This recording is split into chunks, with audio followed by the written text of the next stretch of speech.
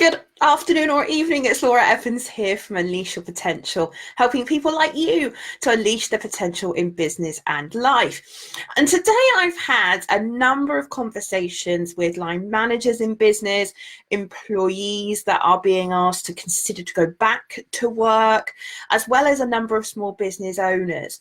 And I thought that on the back of all of those conversations, I would share some of the things that I've been discussing today with all of them. I figured it might be useful as just I called it a field guide. I don't think any of us really know, but certainly these are some of the things that I've been discussing today, and some food for thought for you too. Now, the last couple of months has, I think, tested all of us like we've never been tested before, certainly in my lifetime. And I think people are mentally and emotionally tired, and this virus is still here and it's not going anywhere anytime soon. And so the challenge that people are facing is, how do we learn to live with the virus, knowing that being locked up in our homes forever is not an option? I think all of us have seen people starting to take matters into their own hands. And I totally understand the frustration of not being able to live your life in a way that you might want. But this mental and emotional exhaustion that people are experiencing is not going to go anywhere. And so, as I've said, I don't think for me that people will return to normal. I think what we'll do is we'll create a new normal. I've been surprised and delighted to see people that I coach and people that I work with, to see just how resourceful people can be. If you follow me on LinkedIn, you'll have seen I shared a video from a company called Orange Box. And one of the ways they're trying to reduce the anxieties and fears of their staff about going back is producing videos showing people what's going on at work. And I think this creativity that people are showing will continue. I think for a lot of people, the novelty of working at home has worn off. I think to start with, people like me probably were like, oh, wow, I get to work at home. But actually, I'm talking to coaching clients that are frazzled because they feel a sense of responsibility to their children, but also are wanting to develop their businesses and their careers, and are feeling like they're being put under pressure from all angles. I think the phrase that I've used a lot today is, I don't think the right phrase is we're in this together, because I don't think we are. I think the phrase I prefer is we're in the same storm, but we're not in the same boat. I don't have children. That's very different to a coaching client I was talking to earlier on, who have got children that are 8 and 10. They're very demanding of their mum. And so we're in the same storm together, but we're not in the same boat. And I think as line managers start to have conversations with employees about returning to work, there will increasingly need to be a need for individuals to be dealt with as individuals. Safety and security are key. They are some of our innate human needs, and a number of people really don't cope well with uncertainty, and that is a real challenge. Some of you that have done NLP training with me will know about some of the meta programs that we have at the unconscious level, and how you manage change with different type of people is very different. Some people will have a preference for sameness. They like the steady state. They like the certainly, they like to know what's coming. Other people will thrive more so on the flexibility and the vibrance of being able to flex and do things differently. You know, we've seen it, I think, all on social media. I saw a post earlier on today where there was the analogy of there's 2 types of people. Now, there's way more than 2 types. But on the one hand, they were talking about people that are very anxious and are concerned about what's happening and what's coming. And then there's the other people that are excited because, you know, they're chinking the glasses and there's a competition when it's bin day, when who's got the loudest chink as the bin lorry comes to collect the bottles. And neither is right nor wrong. What there is people responding in very, very different ways. And so as line managers working with people, it's really important that we try as best we can to work with them. Now, the Chartered Management Institute, which is one of the leading bodies in the UK for management, have put out a Better Manager Guide, I think it was called, which I really liked. I shared it on my LinkedIn profile today if you were over there. And they've talked about the fact that actually going back to work, it's about creating a new employment landscape. Whether we like it or not, we are not going back to what we had. There is most definitely a new employment landscape. I think it's brilliant that organisations have been thrown into having to trust their employees to work at home. I know a number of my coaching clients that I've worked with over the years who've asked for flexible working. And it's never been granted, and there's always, and I know this as an ex-HR manager, there's always an element of, well, do we trust them to work at home, or will they be sitting in their garden and doing their washing and things like that? Organisations have had no choice in the last couple of months, and actually I think from what I can see, employees have risen to the challenge, and I think organisations will continue now to look at how do we work with people. I think people will be required to remain flexible and open as we move forward. I know from all the NLP training I've done and that I share with all our students, that sometimes if you move too fast, not only do you not take people with you, but they don't have an opportunity to adjust to what is happening to them or in their environment. So, for example, if I refer to phobias as an example, now we're not talking about COVID-19 being a phobia, but just bear with me for a moment, because if we think about where phobias come from what we call significant emotional events. And this is where something happens where the change in emotional state is significant. So going from maybe being calm to being terrified. So the change of state is significantly different. And also where the rate of change is so fast that the neurology is not able to process or adjust. So as managers and leaders start to talk to employees about them coming back into the workplace, it's going to be really important to consider that reintegration process. Today I was talking to an HR manager, and I very much likened it to the days where I used to support people come back from long-term sick. Now, whether it's long-term sick or it's COVID, there are people that have been out of the workplace for some time.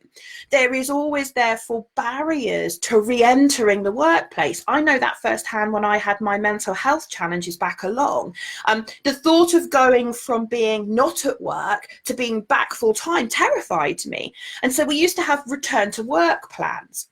And I think leaders and managers can take some lessons from how we have historically reintegrated people into the workplace, perhaps not necessarily going from being completely at home to being completely at work, but maybe looking to introduce maybe 1 day a week in the office or 2 days a week in the office, so that the individual feels like they're being understood and that the risk is being managed, and that we have more of a blended approach. I mean, line managers and leaders can take learnings from the way that we do blended learning. That's certainly something that I'm actively considering for my training business. I don't necessarily think it's a all or nothing. I think there's potentially a blended approach where part of my training courses could be delivered online and supplemented with the face-to-face element. And this is also something that employers could also be considering, which is actually maybe it's not an all or nothing. Maybe actually there is a change going forward. I mean, the CEO of Twitter announced earlier this week or last week that he's made a permanent decision that they are going to be doing home working, and there'll be some discussion around how much home working, but it's an option. And I think that's something that employers should also consider. I mean, I remember my days when I used to be the HR manager in a call center, and space was at a premium. Like, we were running out of space. Like, where do we put all these people? Well, why not allow some of them to work from home and rotate who's in the office? There's some creative solutions already being considered, and I think that will only continue. CMI report talks about flexible working and this remote management, you know, line managers that have been thrown into remotely managing people when they've never done this before, really testing the trust in the employment relationship, I think is key. Crisis management is also something that all of us have been thrown into. It doesn't matter who you are. We've all learned a lot about crisis management. How do you make decisions in a crisis quickly, swiftly, without necessarily having all of the information? And this has led partly to the mental and emotional fatigue I think a lot of us, me included, are feeling, because we're having to pivot and make decisions really, really quickly, and that has a toll to take. I'm delighted that COVID-19 has brought mental health and well-being to the fore. I think for the first time in my professional career, I've seen well-being and mental health absolutely being front of mind. I know a friend of mine who is furloughed at the moment, but is joining a weekly quiz with his colleagues in order to keep that fun element, that engagement element. This is always a problem when people are not in the workplace, is people drift from the workplace. And actually anything that you can do that's not work when someone is furloughed or not business activity, but certainly keeping in touch and doing fun activities, that's going to continue, I think, as we move into the new employment landscape. I think being virtually visible is something that I think a lot of managers and leaders have had to learn to do. And using technology, I think, will continue to be what we need and want as we move forward. I don't think anybody has ever communicated as much as we have been. And doing that using video and Zoom and video calling has really, really helped. It's not acceptable for communication to just be emails anymore. People need that human connection, and I think virtually being visible is something that we'll see continue in the employment landscape. I don't think people will necessarily need to travel as much. I think people have been pushed to do coaching online, to do leadership online, to do sales meetings online, and I think we've discovered a new normal. I think communication will need to continue to be absolutely communicated clearly, with clarity where we can, and over communicate would be my view of the field guide for line managers. I think there'll be some people that you'll annoy because they'll be like, well, you back off and leave me alone, I've heard enough. But actually, I'd much rather over communicate than I would under communicate and have someone feel isolated or not included and not part of something. But those communications, I think my line manager field guide would say, needs to be individual and tailored to that person. People need to really feel like they've been listened to. And I don't mean listen like we used to listen. Yeah, Laura, yeah. What I mean is people really need to feel listened to the point that they feel understood. Often that is best done by exploring things together. I very much like the mantra in employment, which I'm hearing more and more from some of my corporate clients, of the listen and learn together. I really like that.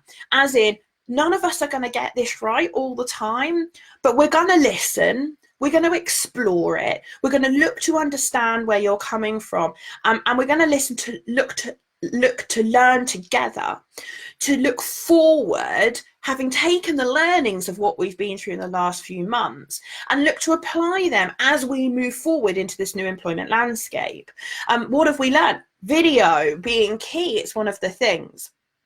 I think very much as we move forward into the new employment landscape as well, people are going to be looking for more what I call fellowship and working together. People want to feel part of something. They want to feel part of a community. And isolation has been a really big issue for people at home. And whether you're one of those people that are being asked to consider going back to work fairly soon, or you're someone that's a little bit further down the line for you, reducing isolation for our mental health is absolutely key.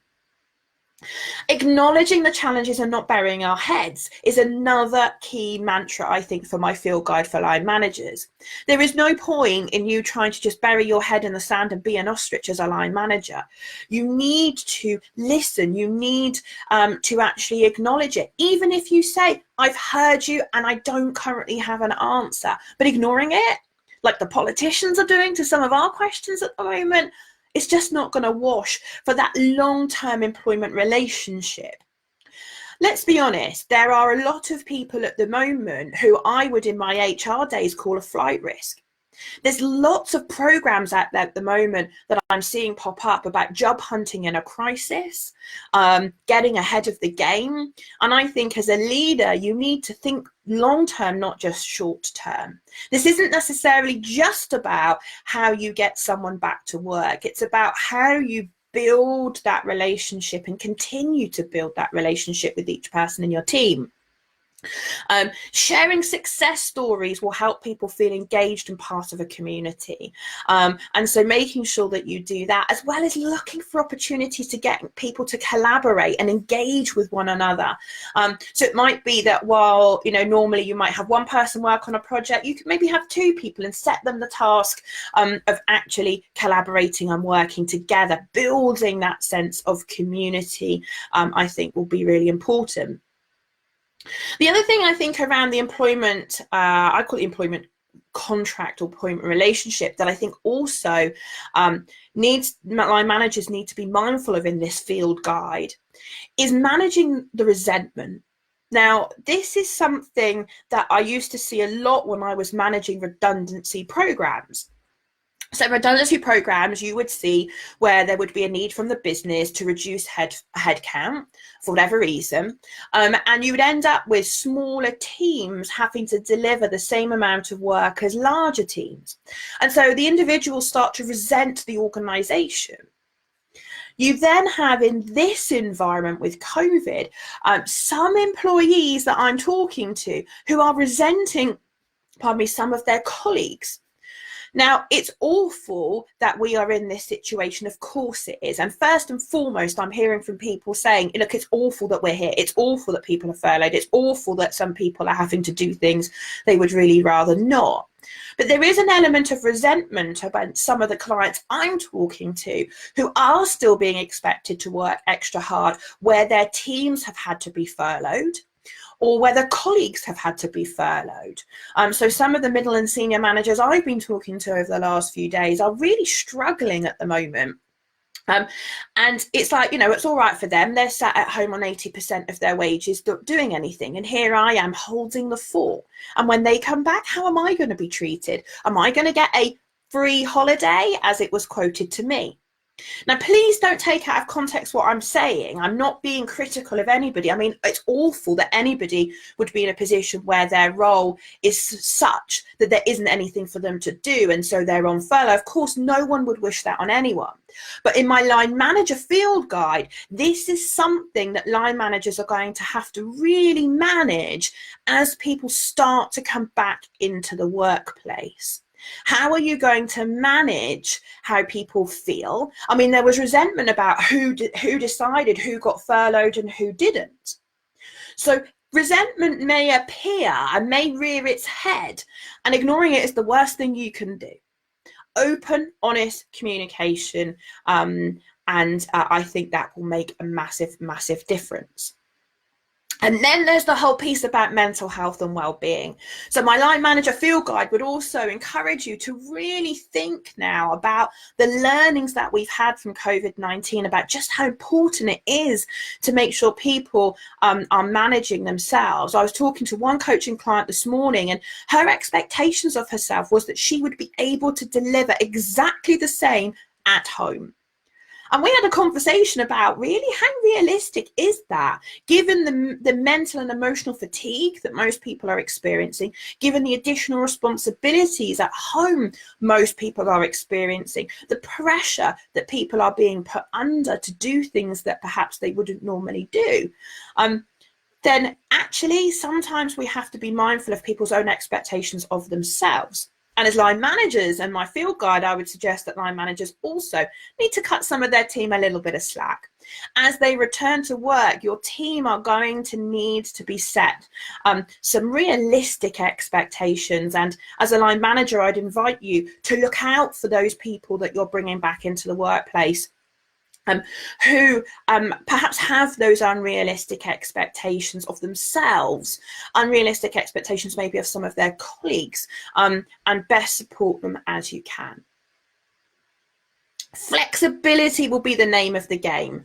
If you want your employees to be the most productive, then working with them, not forcing them into situations they're not comfortable with, will be key.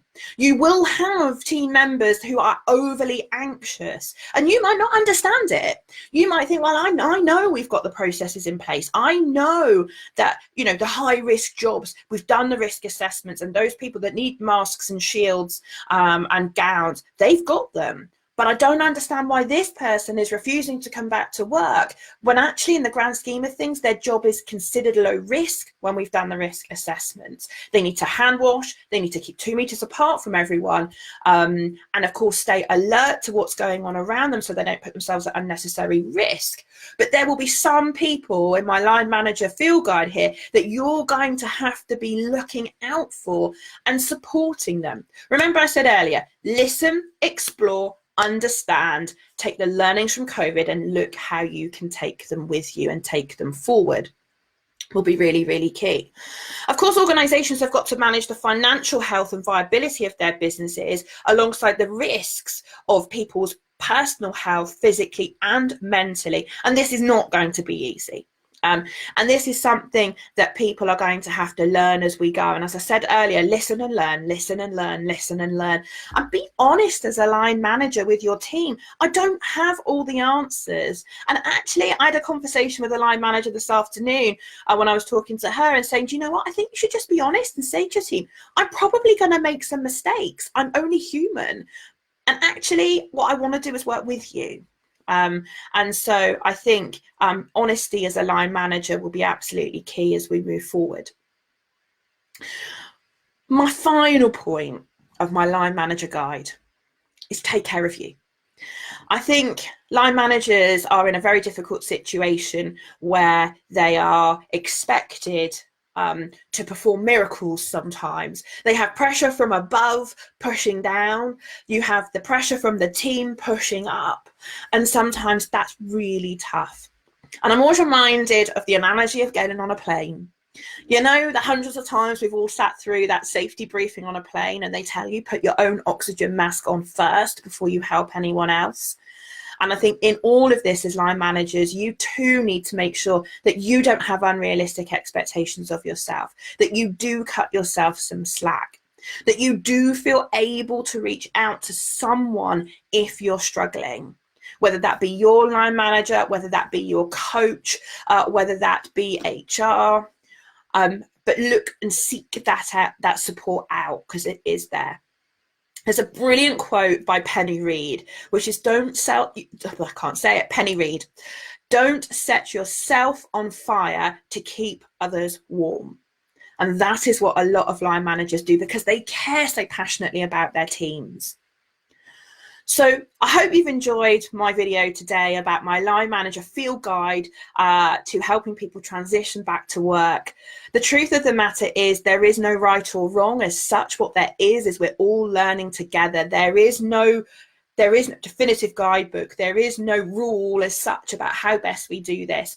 What we can do is take learnings, as I've been suggesting to you, from our prior experience of how we've managed people in the past and work as best we can to be honest with our teams, to listen to our teams, and to see how we can best support one another to get this economy moving and get ourselves back to work safely. So thank you very much for watching my video. I hope you found it useful. I've been Laura Evans from Unleash Your Potential. Take care, stay safe, and I'll see you soon.